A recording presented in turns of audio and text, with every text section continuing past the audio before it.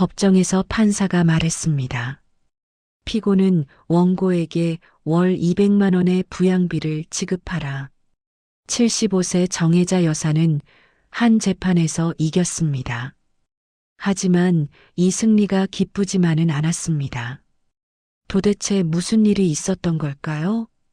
평생을 아들을 위해 살았던 어머니가 왜 법정까지 가야 했을까요? 지금부터 들려드릴 이야기는 평생을 자식에게 바쳤지만 버림받은 한 어머니의 통쾌한 복수에 관한 이야기입니다. 영상 시청 전 구독과 좋아요 부탁드립니다. 벽에 걸린 오래된 사진을 바라봅니다. 의대 졸업식 날 아들 태준이와 함께 찍은 사진. 그때만 해도 행복했습니다. 남편이 일찍 세상을 떠난 후 저는 혼자 아들을 키웠습니다. 새벽 5시에 일어나 시장에 나가 채소 장사를 했습니다. 비가 오나 눈이 오나 하루도 빠짐없이. 아들 태준이는 공부를 잘했습니다. 엄마, 나 의대 갈 거야. 의사 되면 엄마 편하게 해줄게. 그 말 한마디에 더 열심히 일했습니다. 손이 부르트고 무릎이 아파도 참았습니다. 내 아들이 의사가 되는 게 꿈이었으니까요. 태준이가 의대에 합격했을 때 기뻐서 울었습니다. 하지만 등록금이 문제였습니다. 1년에 1,000만 원이 넘었습니다. 고민 끝에 집을 팔았습니다. 서울 변두리 작은 아파트였지만 제 전부였습니다. 그 돈으로 태준이 학비를 냈습니다. 저는 월세방으로 들어갔습니다. 작은 원룸이었지만 괜찮았습니다. 아들만 잘 되면 되니까요. 태준이는 무사히 의대를 졸업했습니다. 전문의 자격까지 땄습니다. 그리고 대학병원 교수가 됐습니다. 정말 자랑스러웠습니다. 내 아들이 교수라니. 태준이가 결혼했습니다. 신부 유진이도 의사였습니다. 부유한 집안 출신이었습니다. 결혼식 날 유진이 부모님이 저를 보는 눈빛이 차갑게 느껴졌습니다. 채소 장사를 하는 시어머니가 마음에 들지 않았나 봅니다. 결혼 후 태준이가 말했습니다. 엄마, 유진이네 집에서 집을 사줬어. 강남 아파트야. 좋겠구나. 태준이가 덧붙였습니다. 근데 엄마, 우리랑 같이 사는 건 좀 어려울 것 같아. 유진이가 불편해하거든. 괜찮아. 엄마는 혼자 잘 살 수 있어. 속으로는 서운했지만 이해하려고 했습니다. 며느리가 불편해하는데 억지로 끼어들 수는 없잖아요. 그 후로도 계속 시장 일을 했습니다. 이제 70이 넘었는데도 쉴 수 없었습니다. 생활비를 벌어야 했으니까요. 태준이는 가끔 전화했습니다. 엄마, 잘 지내? 응, 잘 지내. 바쁘다며 금방 끊었습니다. 3년 전부터 무릎이 아프기 시작했습니다. 병원에 갔더니 인공관절 수술이 필요하다고 했습니다. 수술비가 500만 원이었습니다. 태준이에게 전화했습니다. 태준아, 엄마가 수술을 해야 하는데. 무슨 수술인데요? 무릎 수술. 인공관절 넣어야 한대. 전화기 너머로 한숨소리가 들렸습니다. 엄마, 지금 애들 학원비도 빠듯한데. 수술은 나중에 하시면 안 돼요? 아들아, 엄마가 일을 못하면 어떻게 살아? 그러게요. 엄마가 너무 무리하게 일하신 거 아니에요? 태준이의 말투가 짜증 섞여 있었습니다. 알았어. 엄마가 알아서 할게. 전화를 끊고 눈물이 났습니다. 내가 이 아들을 위해 집까지 팔았는데 이제 수술비 500만 원도 안 된다는 건가? 결국 지역 병원에서 저렴하게 수술받았습니다. 통증은 좀 나아졌지만 예전처럼 일할 수는 없었습니다. 그 후로 생활이 더 어려워졌습니다. 일을 줄이니 수입이 줄었습니다. 월세 내기도 빠듯했습니다. 태준이에게 다시 전화했습니다. 태준아, 엄마가 요즘 너무 힘들어서 생활비 좀 보태줄 수 없겠니? 침묵이 흘렀습니다. 엄마, 제가 교수라고 돈 많은 줄 아시는데요. 애들 교육비에 집 관리비에 차 할부금까지 저희도 빠듯해요. 그래도 엄마 국민연금 받으시잖아요. 그거로 사세요. 국민연금이 얼마나 되는데 모르겠어요. 엄마, 전 바빠서 이만 끊을게요. 전화가 끊어졌습니다. 그날 밤 한참을 울었습니다. 평생을 아들을 위해 살았는데 이제 나는 짐이 된 건가. 며칠 후 우연히 태준이네 집 앞을 지나가게 됐습니다. 강남의 고급 아파트였습니다.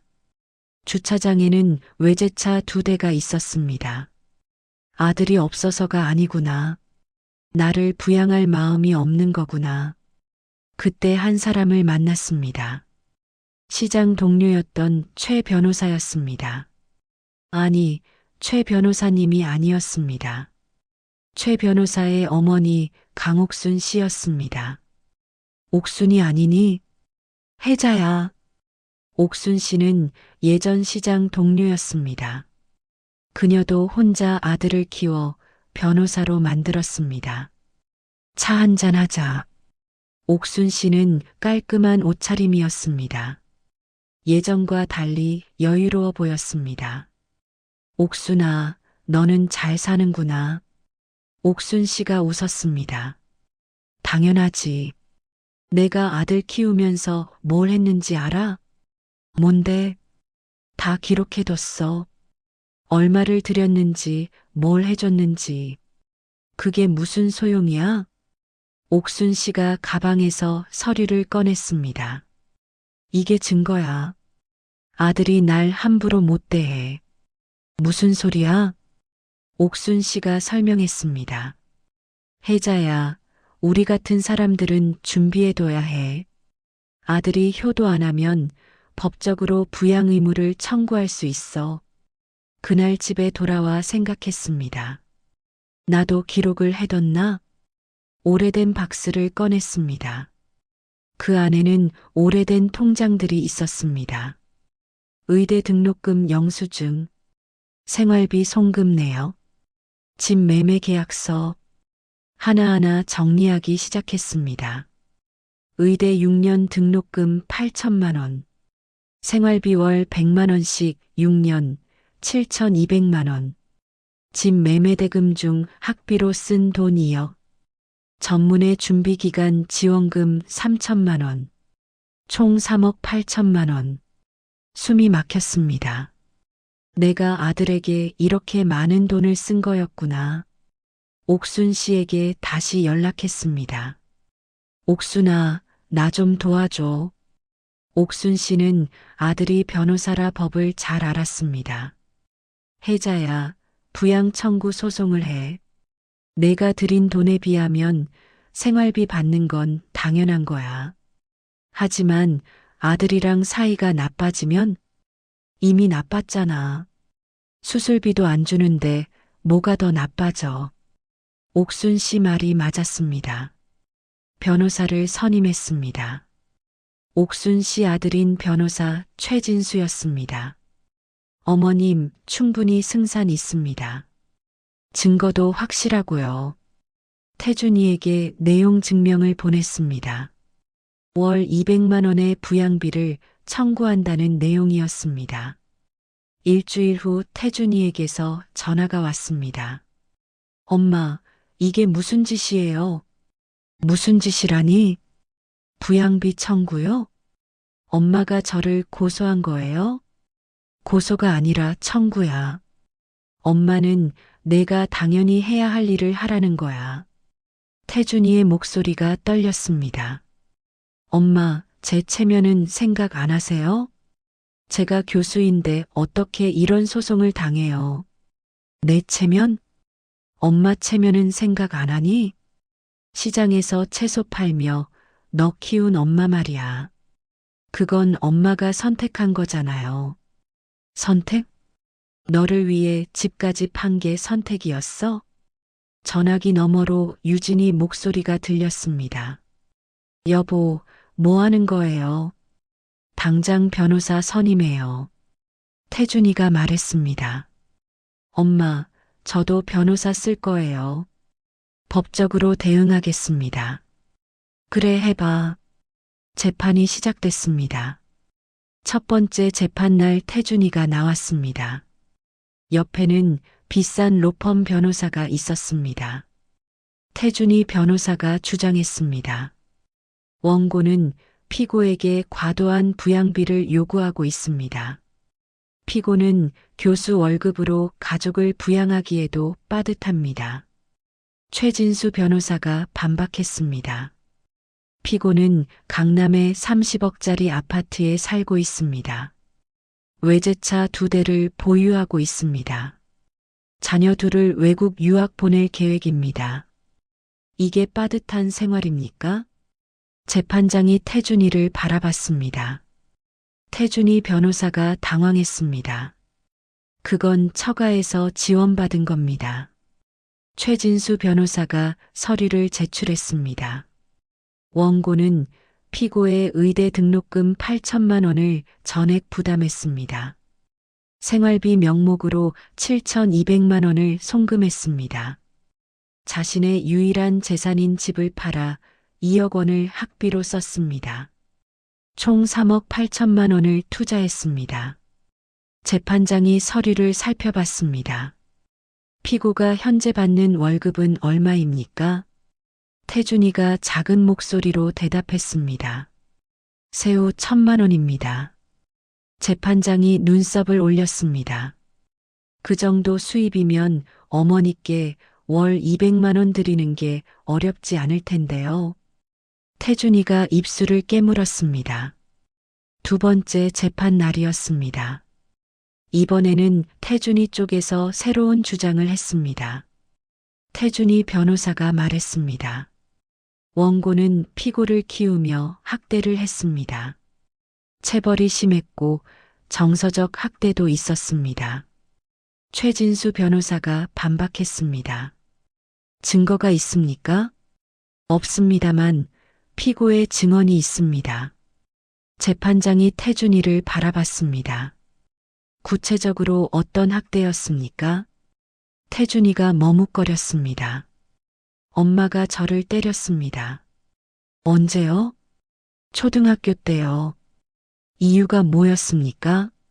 제가 축구하다가 친구를 때렸을 때요. 재판장이 한숨을 쉬었습니다. 그게 학대입니까? 그 시절 대부분의 부모가 그랬을 텐데요. 태준이가 말을 잇지 못했습니다. 최진수 변호사가 말했습니다. 재판장님, 피고는 원고를 모함하고 있습니다. 자신의 부양 의무를 회피하기 위해서입니다. 세 번째 재판에서 증인이 나왔습니다. 태준이의 의대 동기였습니다. 재판장이 물었습니다. 증인은 피고를 잘 아십니까? 네, 의대 동기입니다. 피고의 어머니에 대해 아는 게 있습니까? 증인이 말했습니다. 태준이는 의대 시절 내내 어머니 자랑을 했습니다. 자기 엄마가 시장에서 채소 장사하며 자기를 키웠다고 은인이라고 했습니다.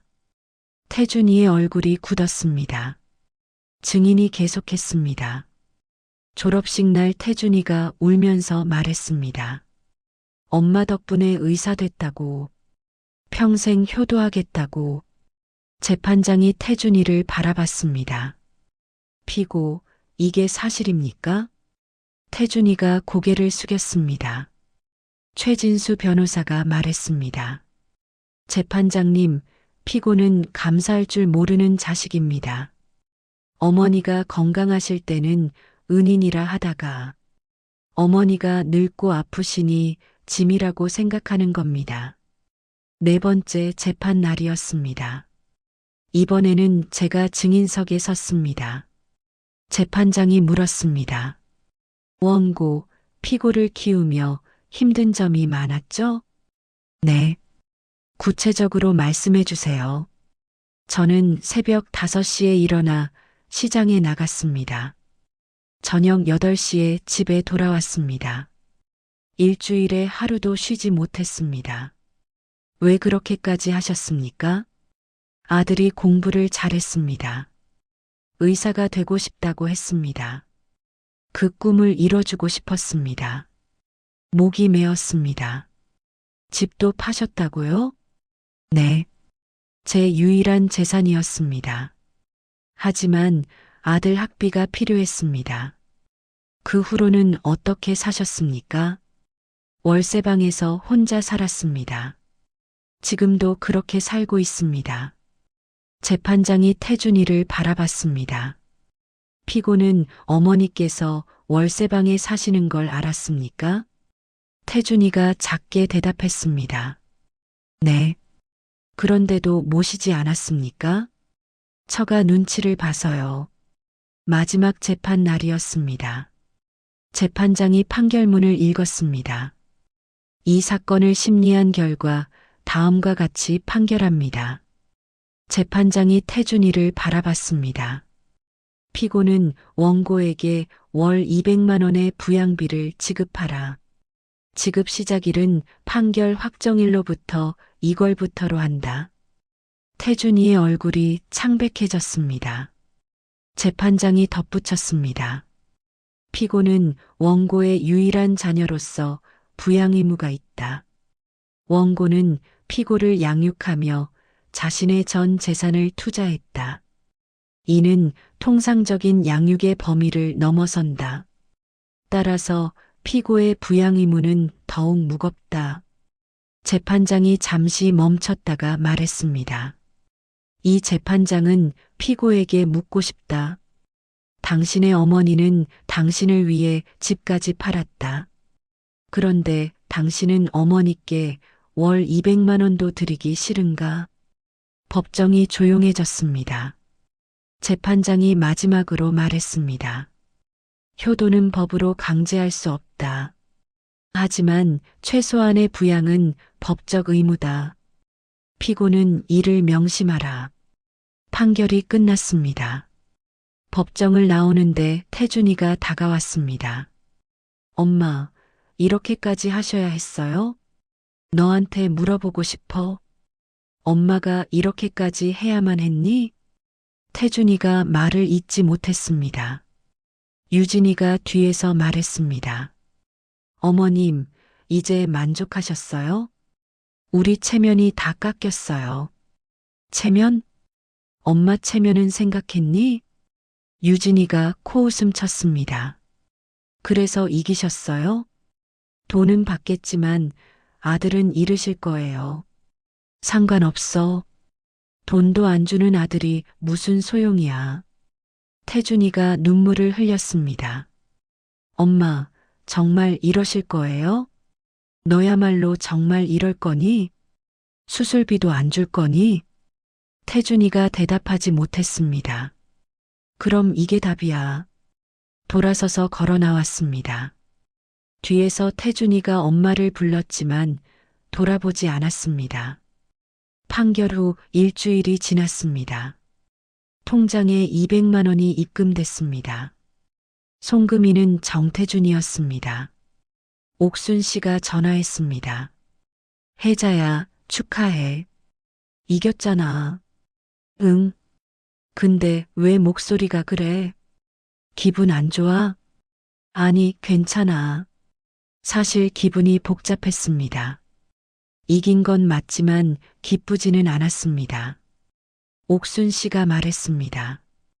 혜자야, 우리가 잘못한 게 아니야. 우리는 당연한 걸 요구한 거야. 알아. 옥순 씨가 덧붙였습니다. 우리 세대 엄마들은 너무 희생했어. 아무것도 요구하지 않고 다 줬지. 그게 당연한 줄 알았어. 맞아. 하지만 아이들은 그걸 당연하게 여겼어. 그래서 이렇게라도 가르쳐야 해.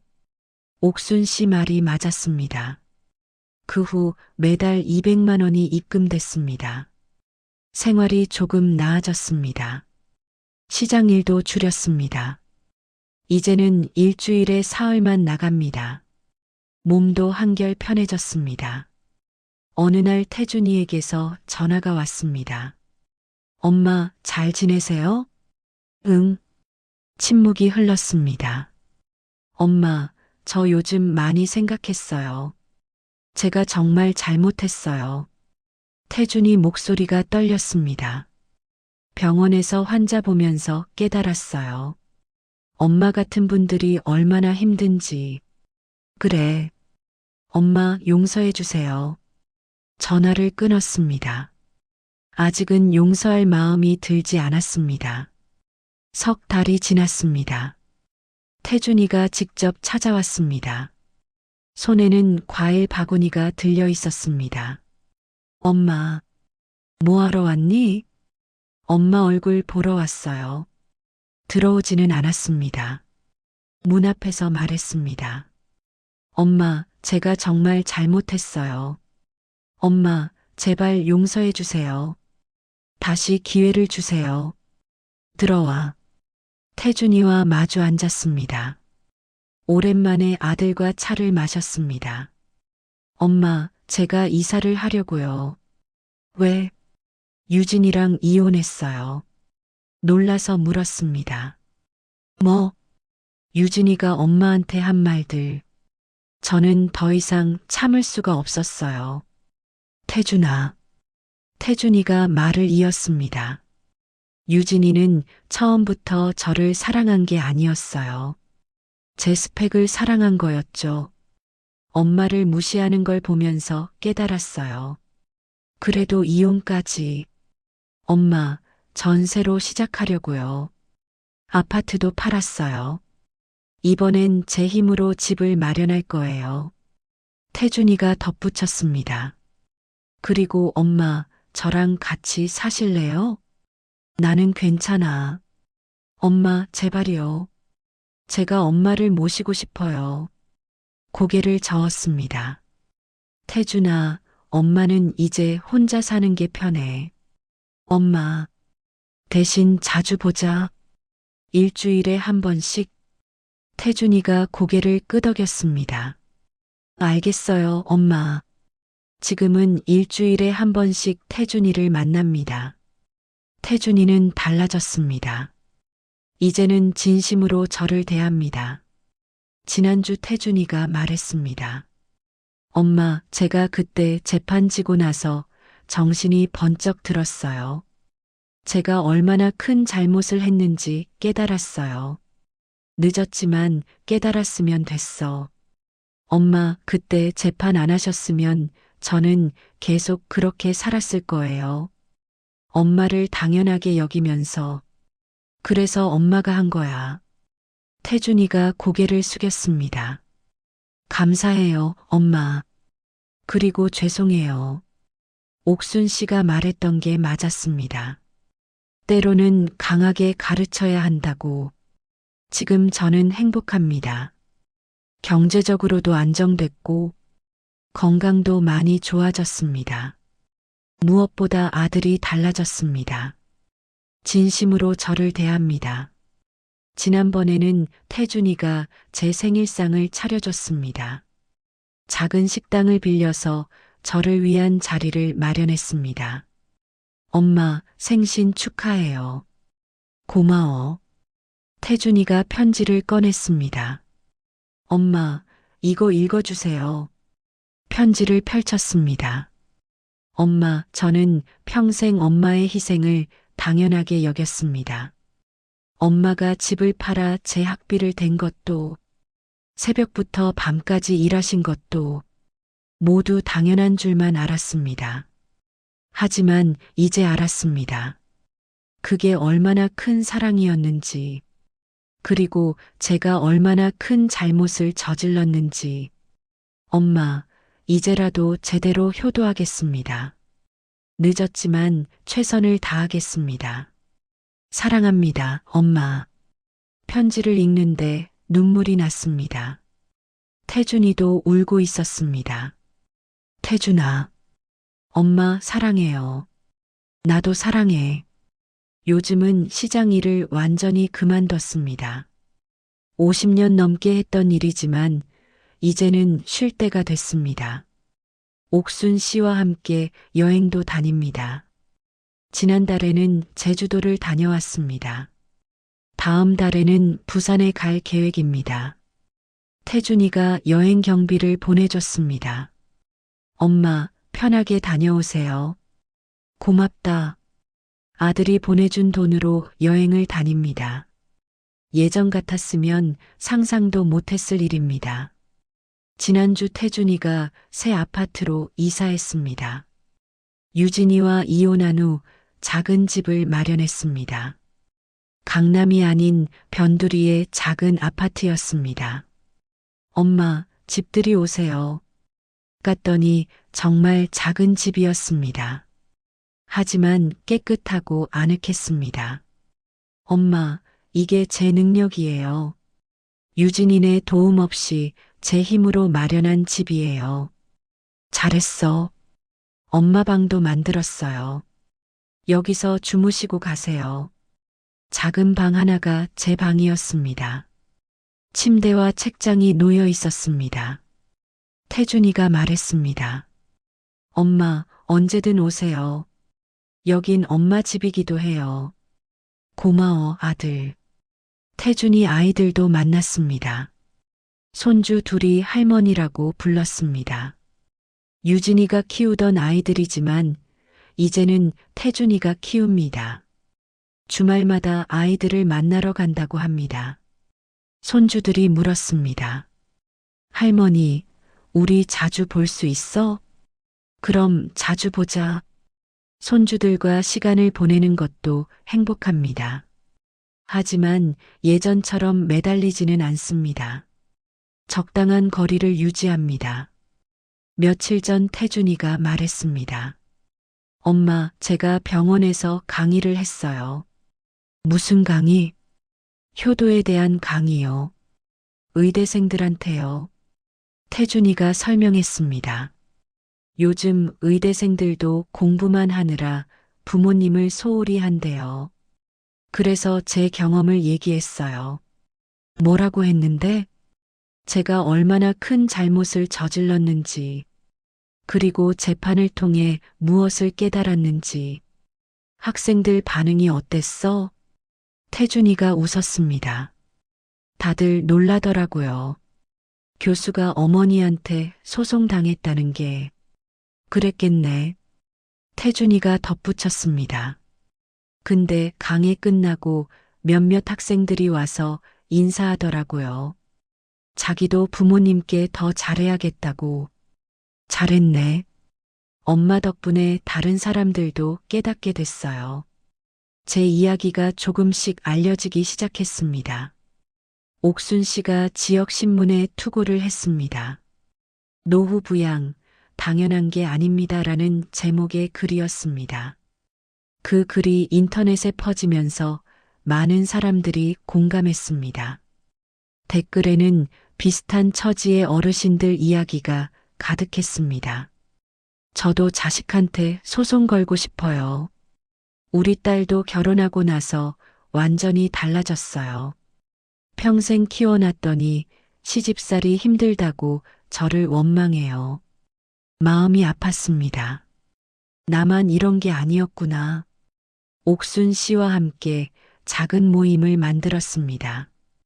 당당한 엄마들의 모임이라는 이름을 붙였습니다. 한 달에 한 번씩 모여 이야기를 나눕니다. 서로의 경험을 공유하고 위로합니다. 어떤 분은 법적 조치를 준비 중이고 어떤 분은 자식과 화해했습니다. 모두의 이야기가 다르지만 공통점이 있습니다. 더 이상 참지 않는다는 것, 당당하게 자기 권리를 찾는다는 것. 지금 저는 정말 행복합니다. 경제적으로 안정됐고 건강도 많이 좋아졌습니다. 아들과의 관계도 회복됐습니다. 무엇보다 제 자신을 되찾았습니다. 평생 엄마로만 살았는데, 이제는 나 자신으로 삽니다. 옥순 씨가 말했습니다. 혜자야, 우리 잘 살았어. 힘들었지만 후회 없어. 나도 그래. 이제 남은 인생은 우리를 위해 살자. 그래, 우리를 위해. 이 이야기가 재미있으셨다면 구독과 좋아요 부탁드립니다. 긴 이야기 끝까지 들어주셔서 정말 고맙습니다. 여러분 모두 건강하고 행복하시길 바랍니다.